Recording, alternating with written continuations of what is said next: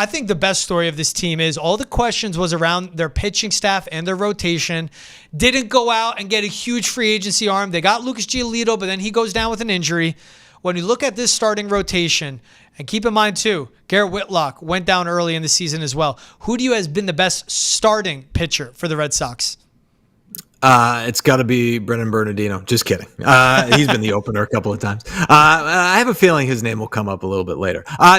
Tanner Houck. It's Tanner Houck. I mean, there's no question. I know it's your guy too. Spoiler alert. But, you can't pick anybody else. He's going to the All-Star game for the first time in his career.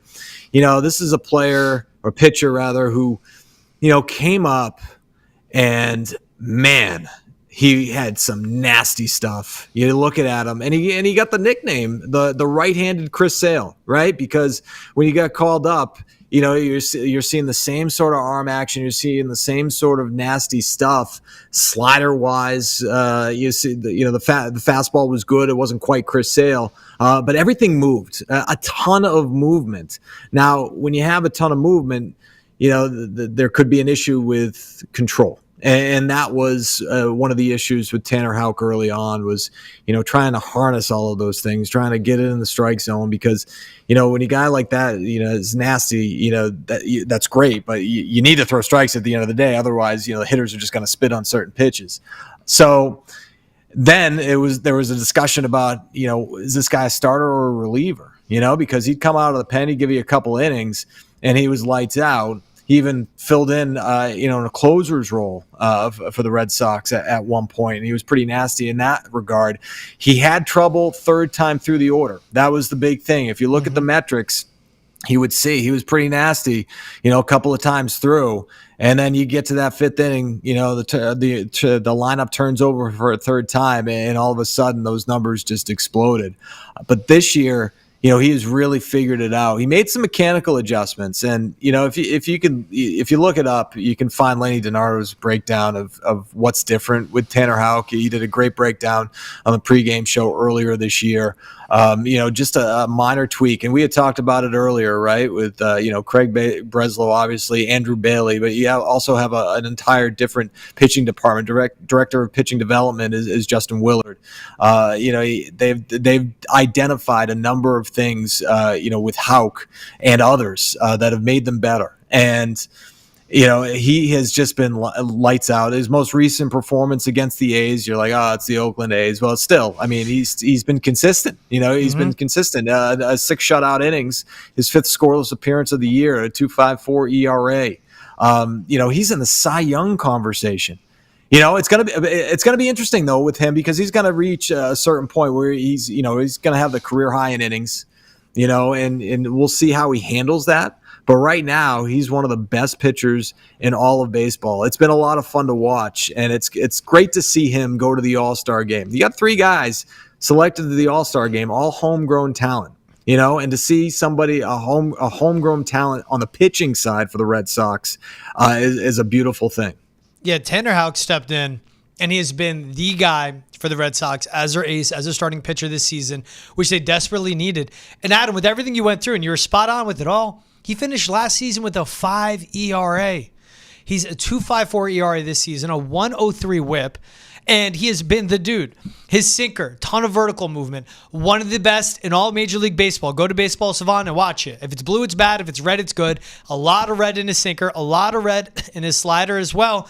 And he's been the anchor to a pitching staff with a 3.61 ERA, which is 5th in Major League Baseball, and a rotation with a 3.56 ERA, which again is 5th in Major League Baseball. For all the props we give of what Andrew Bailey's been able to do to this coaching staff, what Tanner Houck has been able to do to bounce back.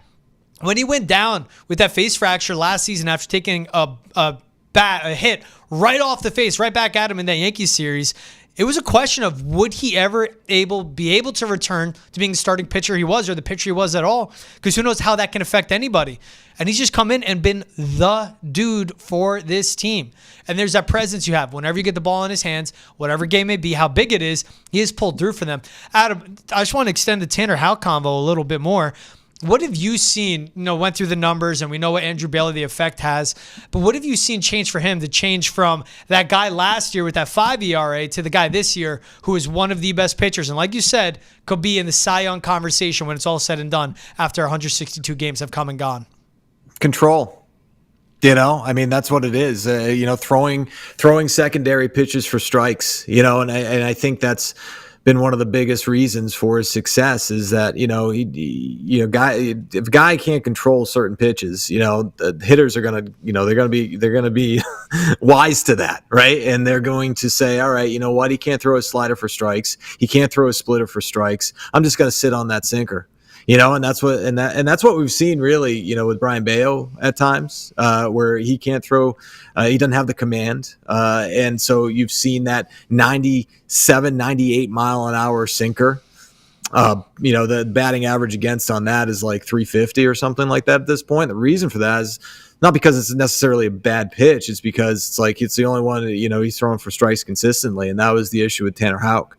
And it's been a big reason why he's been successful. And the split finger is a pitch that as a starting pitcher in the major leagues, you need 3 pitches, right? Mm-hmm. And so if you got 2 working, that's great. But if you don't have that third one, that's not, you're not long for this world as a starter. And we talked about the third time through conversation with Tanner Houck, and third time through, it's just like, all right, you know what, like, if you only have to choose between 2 pitches, you got a 50-50 shot, right? But if you throw a third, I mean, it's just math, right? Mm-hmm. You throw a third pitch in the conversation, it's like, all right, I gotta watch. I'm not sure what he's gonna do here. I mean, so that's something. And you know what? Like the other thing too is it's like you can get hitters to expand that way, right? Because it's like, all right, if you got a couple of pitches that were nasty, and all of a sudden that slider's coming through, even if it's not a strike, they're gonna chase. Mm-hmm. So that's been the biggest difference for Tanner Houck, just the ability to throw strikes. And I think the fact that he's been in the conversation, even to be the AL starting pitcher, has been amazing as well. All right, now let's go to the pen. You alluded to it. You brought up Brendan Bernardino. That is my pick. But who for you has been the best guy out of the bullpen for the Red Sox this season? Well, first of all, I love Brendan Bernardino, and I love the story of Brendan Bernardino and playing in 100 different leagues in 100 different countries, and then finding his niche with the Red Sox, and then facing more adversity this year. I don't want to steal your thunder too much, but facing more adversity this year, starting the year, in the minors. But the guy, for me, is the closer. Kenley Jansen. And, this is a guy that they brought in last year, signed him to a 2-year deal. They had a closing problem in 2022. We talked about Tanner Houck sliding into the closer's role for a little bit because they didn't have one. You bring in Kenley, and yeah, he had some speed bumps last year. He started off red hot. He picked up the milestone save in Atlanta, the 400th save, and, went through a rut last year. But this year, he's come back. He's got an ERA just over 2. He finally allowed a run on Sunday against the Royals, but that was because he was out for a second inning. He came out and he pitched 2 innings, 2-inning save for Kenley Jansen. I think it's interesting too because you think a guy who and some of the comments that had been made through the media, or at least reported comments that Kenley made about, maybe wanting a trade, maybe wanting to go to a contender, being in a position where he can close out games and pick up saves because, this is a guy that's going back and forth with Craig Kimbrell on the all-time saves list. And, he wants to climb up the ranks, and so he gets a better chance at the Hall of Fame, right? And so I think it's, it's a reflection of him as a professional that he's gone out there, he's gotten the job done yesterday, or Sunday, I should say, giving him 2 innings, going through some adversity, right? He had the, lights out in the 8th inning, struck out the side, and the 9th inning comes out, lets up a run, and was able to persevere and pick up the save. So that's my guy, Kenley Jansen.